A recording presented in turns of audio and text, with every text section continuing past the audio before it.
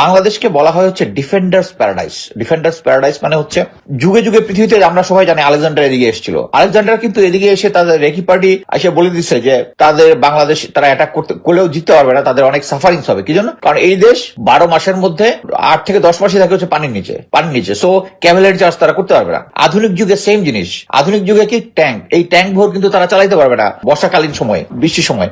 So এই জিনিসটাই মানিকশ বুঝিয়েছিল যে আমরা যদি এখন অ্যাটাক করি তাহলে এটা হবে টোটাল ডিজাস্টার। তারপরে আরো এখানে কনসেপ্ট ছিল যে তারা ইচ্ছা করলেই তাদের সমস্ত ফোর্স অ্যাকচুয়ালি বা ইস্ট পাকিস্তানের বর্ডার আনতে পারবে না, তাদেরকে ওয়েস্ট পাকিস্তান থ্রেটটা দেখতে হবে, চায়না বর্ডার দেখতে হবে।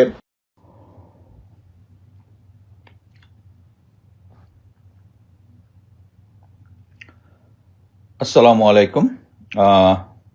আমি এই লাইভটা করছি যেটা আমি আগে বলেছিলাম যে বাংলাদেশ সেনাবাহিনীর যে একটা অ্যাডপ্টেড ডক্ট্রেন ছিল সেটা হচ্ছে ব্লেন্ডিং কনভেনশনাল উইথ আনকনভেনশনাল। এই জিনিসটা যেটা লাস্ট টাইম সেনাবাহিনী এক্সারসাইজ করেছে 2012 সালে, এবং এরপরে এটা আওয়ামী লীগ সরকার বিলুপ্ত করে দিয়েছে। প্রথমে একটা বলি যে এইটা ব্লেন্ডিং কনভেনশনাল উইথ আনকনভেনশনালটা কি জিনিস। আমরা সবাই জানি যে যুদ্ধে কয়েক ধরনের আছে, conventional war, unconventional war, civil war, একটা আছে পিপলস ওয়ার। পিপলস ওয়ারটা চায়না যেটা জাপানের বিরুদ্ধে ব্যবহার করেছিল সেকেন্ড ওয়ার্ল্ড ওয়ারের সময়। আমাদের এই যে ব্লেন্ডিং কনভেনশনাল উইথ আনকনভেনশনাল, এটা যদিও ব্লেন্ডিং কনভেনশনাল আনকনভেনশনাল, বাট এটার সাথে পিপলস ওয়ারের সাথে একটা মিল আছে, আমি ওটা পরে বলবো। সেটা হচ্ছে প্রথমে আমরা বলি যে 1971-এ যখন আমরা মুক্তিযুদ্ধে ছিলাম তখন ভারতীয় সেনাবাহিনীকে কিন্তু সম্ভবত এপ্রিল মে এই সময়কাই তারা তাদের তৎকালীন প্রধানমন্ত্রী বলেছিল যে ইন্ডিয়াতে মানে বাংলাদেশে প্রবেশ করার জন্য, তৎকালীন ইস্ট পাকিস্তানে প্রবেশ করার জন্য। তখন মানে এই জিনিসটা আমি কেন জানি, আমরা যখন মিলিটারি একাডেমিতে ছিলাম তখন আমাদের যে প্লাটুন কমান্ডার সম্ভবত তৎকালীন মেজর ফারুক, তখন অ্যাপ্রিসিয়েশন জিনিসটা হচ্ছে আমরা যখন কোনো মিলিটারি ডিসিশন মেকিং প্রসেসে যাই, এখন যেটা এমডিএমপি বলেন, মিলিটারি ডিসিশন মেকিং প্রসেস, এটা আগে ছিল হচ্ছে অ্যাপ্রিসিয়েশন। এই মিলিটারি ডিসিশন মেকিং প্রসেসটা পরবর্তীতে সম্ভবত আফটার 2000 অর সামওয়্যার, আমি জাস্ট ডেটটা ভুলে গেছি, বাট আগে আমরা বিএমএতে ছিলাম তখন এমডিএমপি ছিল না, তখন ছিল হচ্ছে অ্যাপ্রিসিয়েশন যখন পড়ায় তখন বলতেছিল যে যখন প্রাইম মিনিস্টার ইন্দিরা গান্ধী যখন জেনারেল মানিকশকে ডাকে তখন উনি শুধু 2 পাতার একটা অ্যাপ্রিসিয়েশন নিয়ে গেছেন আমাদের অ্যাপ্রিসিয়েশনের গুরুত্ব বোঝানোর জন্য। এবং অ্যাপ্রিসিয়েশনে কি ছিল যে ওখানে ইন্দিরা গান্ধীকে উনি বুঝিয়েছেন। আরেকটা জিনিস, যারা স্যাম বাহাদুর মুভিটা আছে ওইটার মধ্যে, এটা আমি যেভাবে বলছি ওভাবে নাই, বাট একইভাবে বলা আছে। সেটা হচ্ছে তখন স্যাম মানিকশা বলতেছেন যে আমি যদি একটা যুদ্ধ করতে চাইলে আমি জিততে চাই, আর যদি জিততে চাই তাহলে এখন যদি আমরা অ্যাটাক করি বাংলাদেশকে ইস্ট পাকিস্তানে তাহলে আমরা টোটাল ফেলিওর, আমরা হেরে যাব। কি জন্য? এখানে আসতেছে ওই কনসেপ্টটা যে বাংলাদেশকে বলা হয় হচ্ছে ডিফেন্ডার্স প্যারাডাইস। ডিফেন্ডার্স প্যারাডাইস মানে হচ্ছে এটা ঐতিহাসিকভাবে, এটা কিন্তু এখন না, ঐতিহাসিকভাবে কি জন্য যুগে যুগে পৃথিবীতে আমরা সবাই জানি আলেকজান্ডার এদিকে এসেছিল। আলেকজান্ডার কিন্তু এদিকে এসে তাদের রেকি পার্টি এসে বলে দিচ্ছে যে তাদের বাংলাদেশ তারা অ্যাটাক করলেও জিততে পারবে না, তাদের অনেক সাফারিংস হবে। কি জন্য? কারণ এই দেশ 12 মাসের মধ্যে 8 থেকে 10 মাসই থাকে হচ্ছে পানির নিচে। সো ক্যাভেলারি চার্জ তারা করতে পারবে না। আধুনিক যুগে সেম জিনিস। আধুনিক যুগে কি ট্যাঙ্ক, এই ট্যাঙ্ক ভোর কিন্তু তারা চালাইতে পারবে না বর্ষাকালীন সময় বা বৃষ্টির সময়। সো এই জিনিসটাই মানিকশ বুঝিয়েছিল যে আমরা যদি এখন অ্যাটাক করি তাহলে এটা হবে টোটাল ডিজাস্টার। তারপরে আরো এখানে কনসেপ্ট ছিল যে তারা ইচ্ছা করলেই তাদের সমস্ত ফোর্স অ্যাকচুয়ালি বা ইস্ট পাকিস্তানের বর্ডার আনতে পারবে না, তাদেরকে ওয়েস্ট পাকিস্তান থ্রেটটা দেখতে হবে, চায়না বর্ডার দেখতে হবে। সো এটার পরে মানে এটার ফাইনাল ডিসিশন হচ্ছে একটাই যে বাংলাদেশকে অ্যাটাক করতে হবে একটা অনলি 2 মাস যে শীতকাল আছে ওইটার মধ্যে, এবং ওই শীতকাল সময়ের মধ্যে যদি তারা সম্পূর্ণভাবে এই বাংলাদেশকে বা ইস্ট পাকিস্তানকে পরাজিত করতে না পারে তাহলে এটা আবার বর্ষাতে চলে যাবে, তখন একটা লং হবে। এখন আমাদের পয়েন্ট অফ ভিউতে যেটা সেটা হচ্ছে, এবং এই কারণে কিন্তু মানিকশ ডিসিশনটা নিয়েছিলেন যে তারা ডিসেম্বরের আগে কোনো অ্যাটাক করবেন না। আচ্ছা, এখানে আসি। এখন এই আমরা আমাদের যে ডিফেন্স যেভাবে সাজিয়েছি সেটা হচ্ছে আমাদের চতুর্দিকে আছে ভারত আছে, মায়ানমার আছে। এর আগে আমি উলফ্ল্যান্ড ট্যাকটিক্স নিয়ে কথা বলেছি। এই জায়গাটার মধ্যে যেটা হবে সেটা হচ্ছে, যদি ভারত আমাদের সাথে কোনোভাবেই যুদ্ধে জড়িয়ে যায়, একটা ফুল ফ্লেজেড যুদ্ধে জড়িয়ে যেতে হলে যদি যুদ্ধের ঘোষণা থেকে আহ, এবং আমাদের বর্ডার পর্যন্ত তাদের ট্রুপস আনতে অ্যাজিউম করা হয় যে অ্যাটলিস্ট 1 মাস সময় লাগবে। এই 1 মাস সময়ের মধ্যে আমাদের ডিফেন্স প্রিপেয়ার হয়ে যেতে পারে। তারপরও ধরে নিলাম যে ভারত যেহেতু আমাদের মিলিটারি কম্পেয়ার করলে তাদের মিলিটারি যেহেতু অনেক সুপিরিয়র সংখ্যায়, আমি বলতেছি সংখ্যায়, তাহলে আমরা তাদের সাথে হয়তোবা শেষ পর্যন্ত পেরে উঠবা। হয়তো আমরা 2 থেকে 3 মাস তাদেরকে সাস্টেইন করতে পারবো। 2 থেকে 3 মাস পরে কি হবে? সো আমরা বাঙালি জাতি তো মাথা নোয়াবো না, যেটা আবু সাইদ এই বিপ্লবের সময় দেখিয়েছে, মুক্তিযোদ্ধারা 71-এ দেখিয়েছে, সেম।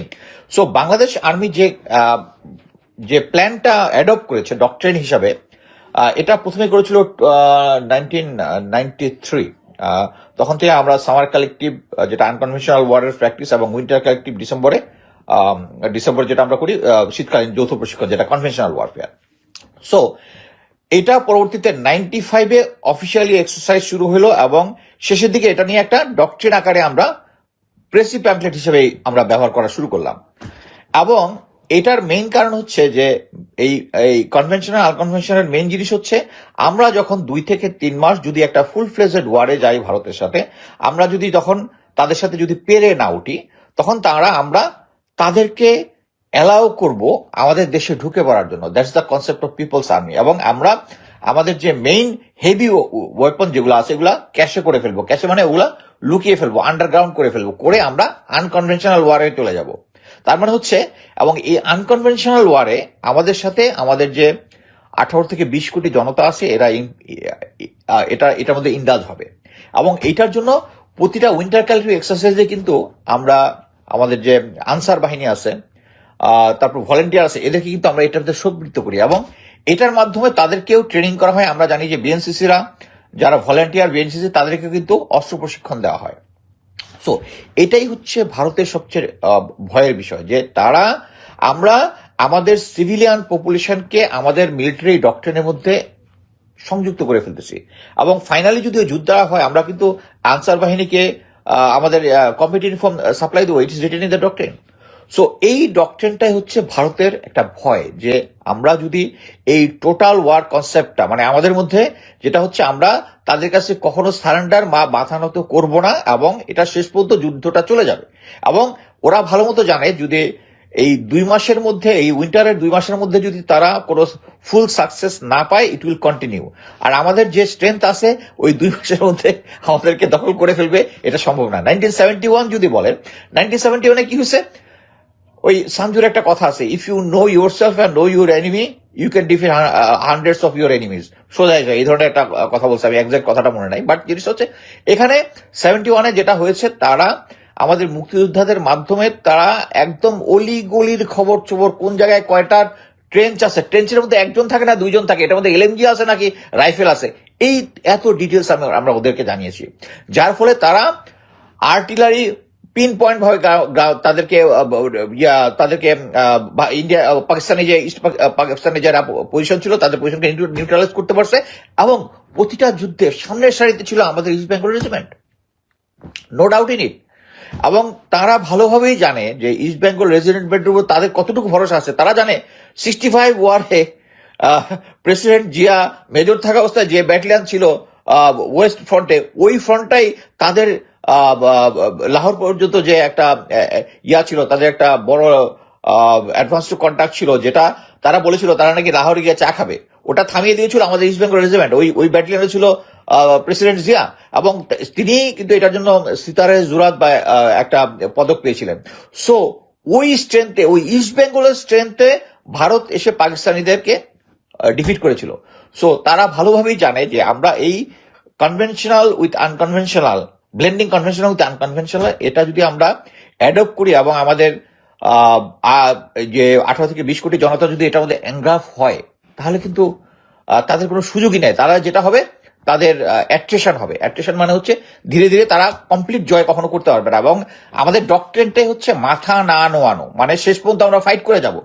তোমরা আমাদের দেশ, তোমাদের যে সুপিরিয়র স্ট্রেংথ আছে করতে পারো, কিন্তু আমাদেরকে ইয়ে করো। এইটাই হচ্ছে সবচেয়ে ভয়। এবং এই ডকট্রেনটা লাস্ট বাংলাদেশ আর্মি এক্সারসাইজ করেছে 2012-এ, এটা আওয়ামী লীগের সময়, এবং এরপর থেকে এই জিনিসটা আর দেখায় নাই। তখন ডাইরেক্টর মিলিটারি ট্রেনিং ছিল হচ্ছে জেনারেল শফিউদ্দিন, এবং পরবর্তীতে এগুলা কন্টিনিউ না করেই উনি পরবর্তীতে সেনাপ্রধান হয়েছেন।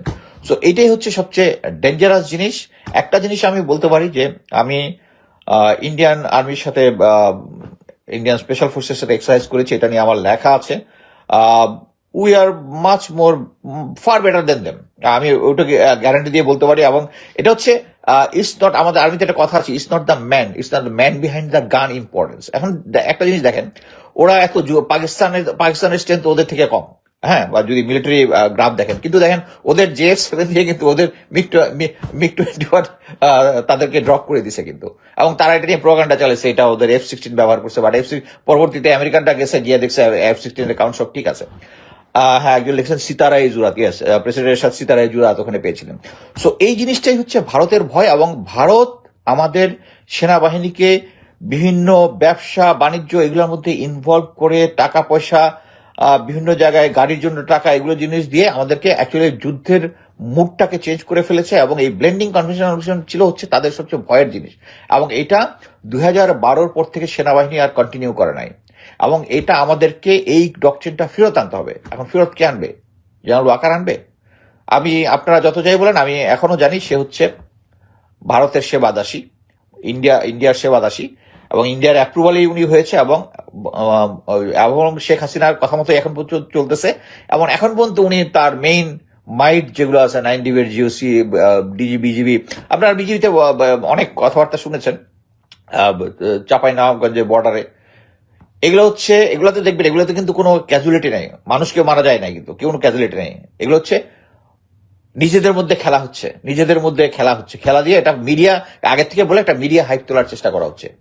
ক্লিয়ার। সো আমাদেরকে এই সেনাবাহিনীর ব্লেন্ডিং কনভেনশনাল উইথ আনকনভেনশনাল যেটা আছে, এই ট্রেনিংটা আমাদেরকে ফেরত আনতে হবে।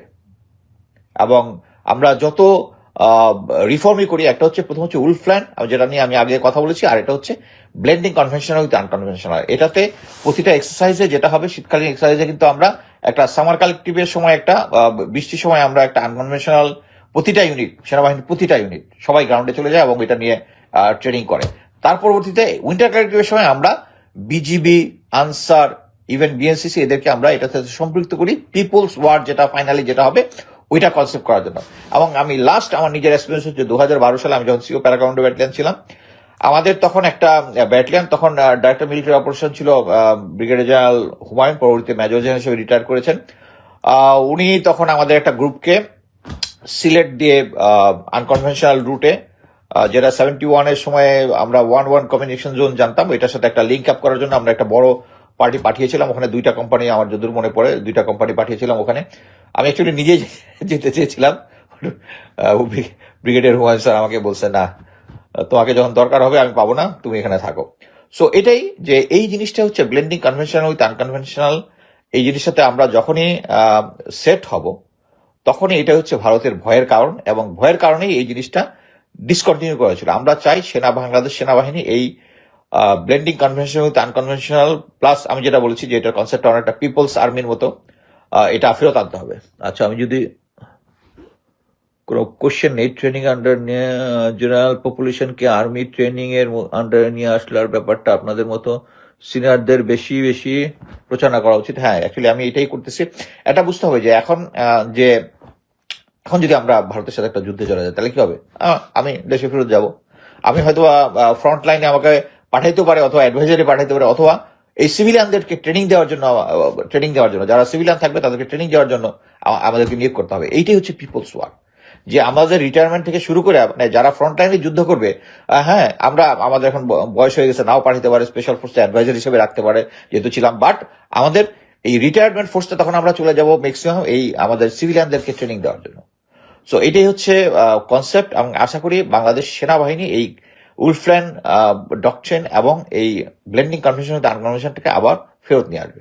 ধন্যবাদ।